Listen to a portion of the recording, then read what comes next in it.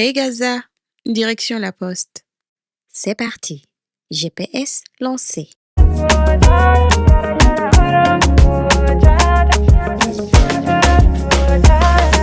Oswana, oh, you be ready to kunaya, where my pastor went sutana, so many days got to my infana, Osikamo, feelings low, this my reality, somebody wake me up. Vous avez un nouveau message de votre mari. Lis-le. Salut mon amour, n'oublie pas le colis. Réponds-lui. D'accord bébé, je suis même en route pour la poste.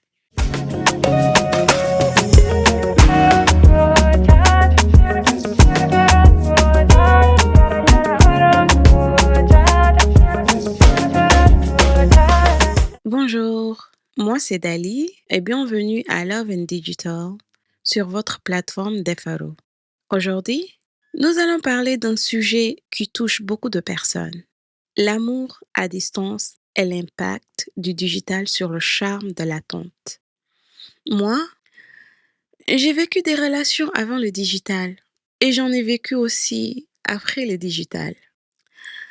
Avant, tout était plus lent, plus réfléchi, mais c'était beau.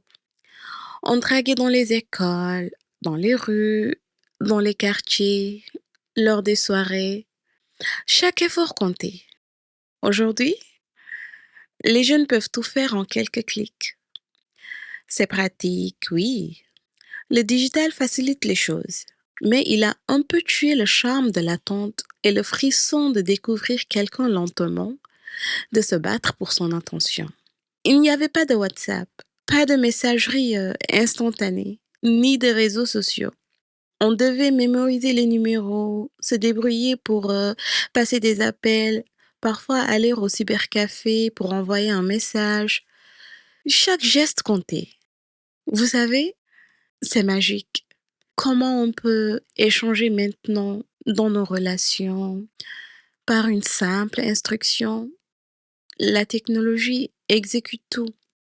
Avant, tout prenait du temps.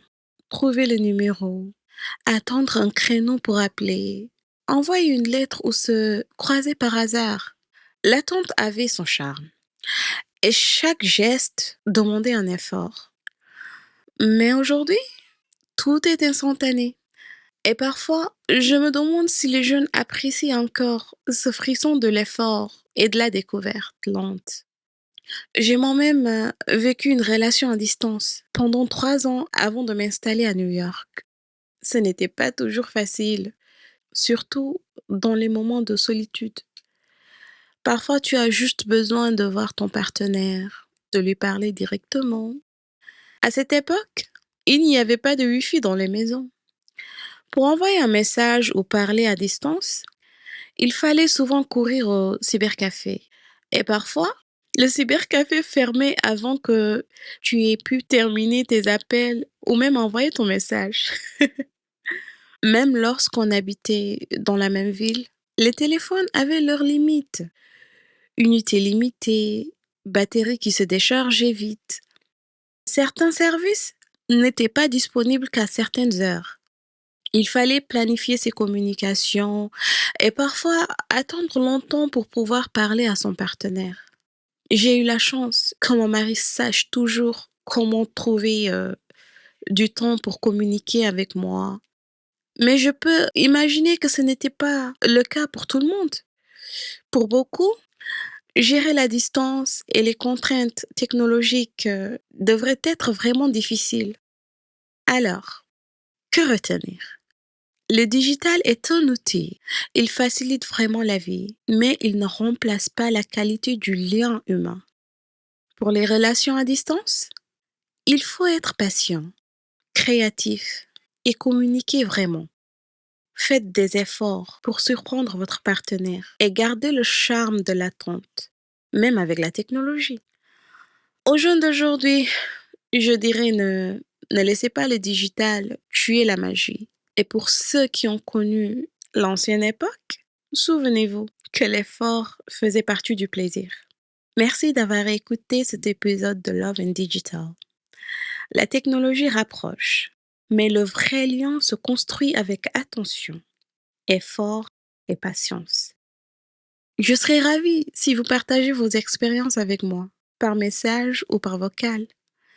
Ça m'aiderait à comprendre vos réalités et à en parler dans les prochains épisodes.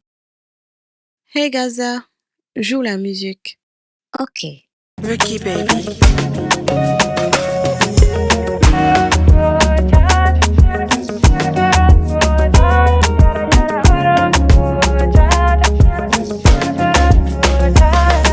Oh, Suana, oh, you be ready to cry, oh.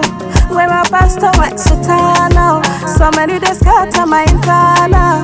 Oh, sick of